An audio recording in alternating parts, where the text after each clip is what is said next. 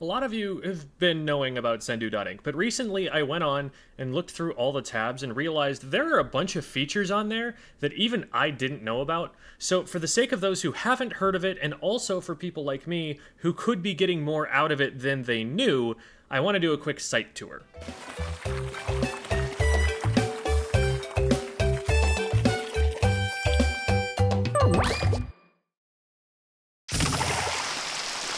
For those who don't know, Sendou is a top player from Europe, longtime teammate of Dude, a strong competitor in his own right, but he also knows computers good, so he's been actively building this website, Sendou.ink, to serve as a resource for competitive Splatoon players. We'll be going over all the features, but some of the big ones include a custom-built matchmaking system for competitive play complete with rankings, a database of competitive players and teams and tournament footage sorted by weapon, bracket functionality for tournaments, a whole ton of reference resources about the game and competitive play, ways to schedule events and find teammates, and visual resources for teaching and planning purposes.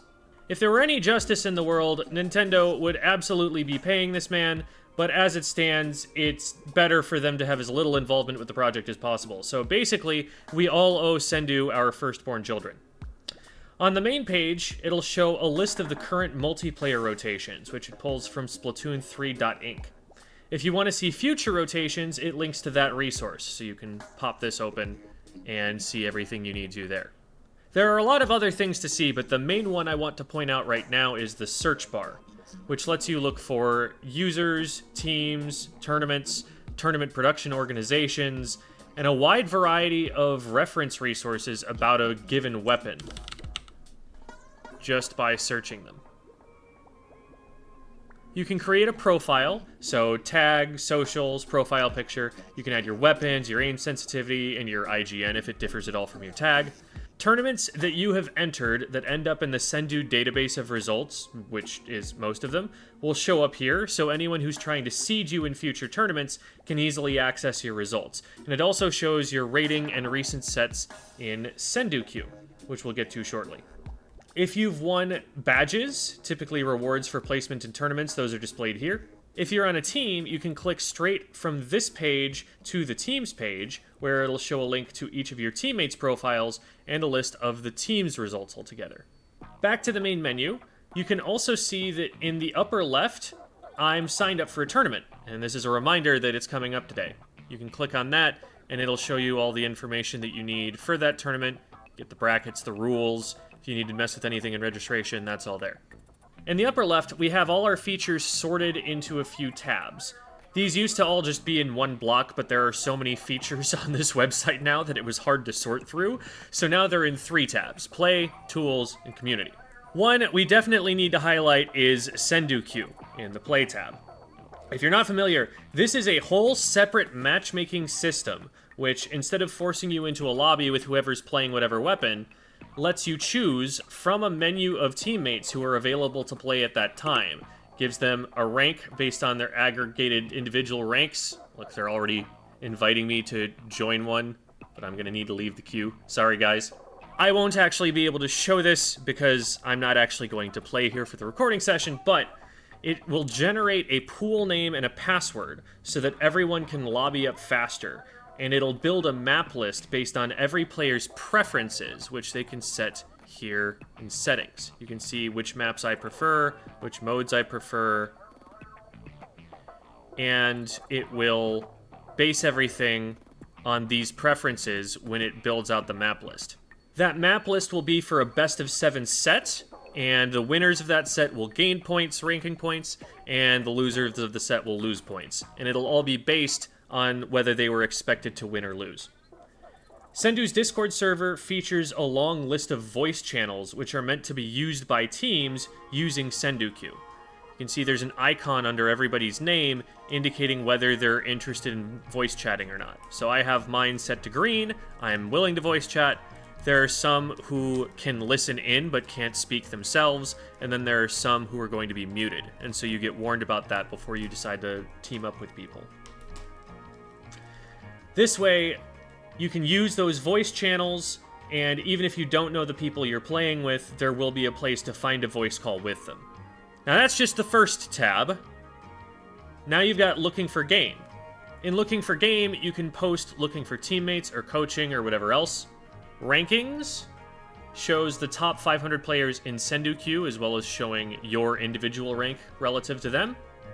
You can also sort the results by weapon class, so if I wanted to find who's the best 52 gal player on Sendou.ink right now and go and stalk them and find their content creation and stuff like that, see if I can learn from them, then that's one way that I can do that. Scrims is like looking for game, but for once you already have a full team, and now you're looking for opponents to play at a certain time. It has a feature to contact that team through Sendou.ink, though in my experience, most teams will usually be quicker to check Discord DMs, so it's useful to just click on the captain's page and find their username, or sometimes they'll just specify that they would prefer you just DM them on Discord. Finally, calendar is a list of community events, usually tournaments listed by date and time. Great way to find stuff to compete in that you otherwise might not have known about. The Tools tab is largely reference resources for learning more about the game. Analyzer lets you see what the actual effects of different gear builds will be. So for example, we can look at the movement stats here of the weapon we've chosen, and once I add a main of swim speed, we should see that number in the upper right change. So you can see the baseline of the weapon was this, and that was the number we saw before, but with this build, it's going to be this now. It's also a great way to see how much to stack the gear before you're going to hit diminishing returns, so you can compare different options. This is a lot better than having to spend the resources in-game and trying them out just to see how they feel by swapping in-game between the two. Damage calc lets you see how much damage a certain weapon with certain properties will do to different targets. For example, there are a bunch of different damage multipliers for weapons trying to shred Booyah Bomb armor, and Nintendo has tinkered with these for the sake of balancing in the past. So here we can see that the sploosh will only do 70% damage to it, which is why the damage number is going to be different. It tells you how many hits it's going to take before it shreds that armor. Map lists is a useful tool for tournament organizers so that they can generate a random list of map modes based on a list of which ones they do and don't want played in their event.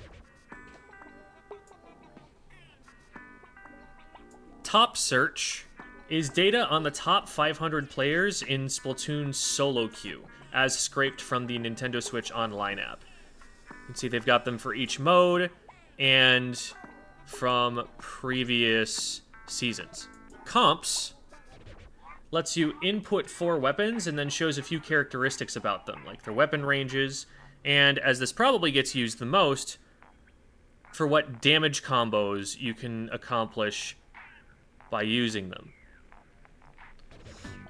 So here we can see the weapon ranges, and then here are the damage combos. So for example, if you hit the splash damage with the blaster, and then the splash damage with the suction bomb, that's a combo. Splash damage from the blaster combos with splash damage from the bucket. You can look at all of these to find all of the different ways that you can get to 100 damage that it takes to splat a player. Planner is a tool that I have used extensively for videos, where it gives you a background that is the overhead of a map. You can get it in this form or in this form. And it lets you draw on it so that you can come up with plans of where you want to go, or just, doodle on it. And it also gives you icons of weapons that you can put onto the map, sometimes objective markers, so that you can talk with the team and plan things out, or you can teach someone something. Tier lists is basically just the website Tier Maker, except that it's up to date with Splatoon assets. So you don't have to go searching all over for that one template that's up to date with all of the new weapons, or the one that has the good images of the stages, or whatever else. Finally, there's the Community tab, connecting you to resources generated by people in the community. The builds feature is something that I link everyone to anytime they ask me what gear I should run on a weapon. Don't trust me on what you should run on the Flingza roller. I don't play the Flingza roller. I'm not the best player on the weapons that I do play. Go find some top 500 player, someone in a plus server or something, who plays your weapon, and try to figure out why they're running, what they're running, and tailor it to your playstyle. Gray, +1 player, and the only Western player in my knowledge to have ever won an Area Cup, has a Flingza roller build. Trust them instead of trusting me. Articles are largely a list of major tournament recaps, which can be useful for keeping up with the results of recent events. Badges are those rewards we mentioned that show up on your profile, and this tab gives a list of all the available ones and who's won them. Here's the badge for Land of 10,000 Lakes, the Minnesota land that'll be happening this Saturday in Roseville. Sign up now at the link in the description. Plus server shows information related to those exclusive scrim servers on Discord. If you're not familiar with them, players vote on who they want to allow in, and players have to keep being voted in to stay in. Players get in by being suggested, which means that they're going to be marked with an S on the results screen here. See, there's an S there, and there's more for +2, with all of the people vouching for these players, saying that they deserve to be in. Art has, well, exactly what it sounds like. Interestingly, there is also an art tab when you search a weapon on the search engine. So if you're looking for art specifically of a splatter shot, you can find that. And this can also be a great way to go and find artists who you might want to commission for something like a team banner or something like that. Videos is a database for finding footage of maybe a particular weapon or a particular map mode. This could be a useful way to find out who's making content of the weapon you play so that you can find more study material. Obviously, it's easier to find some weapons than others because some are just going to get played more than others. But I generally haven't had any trouble finding videos of the weapons that I've been interested in looking for. Finally, Links sends you to a diverse range of miscellaneous outside resources. It's got the callouts list,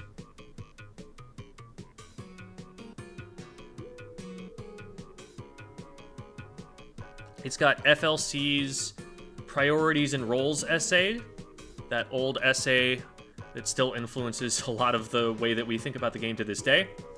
It's got the Discord server with links to all of the other Discord servers. It's got info from data miners, a whole lot of salmon run overfishing resources. Scan through it. There's just a lot of useful but very specific stuff here.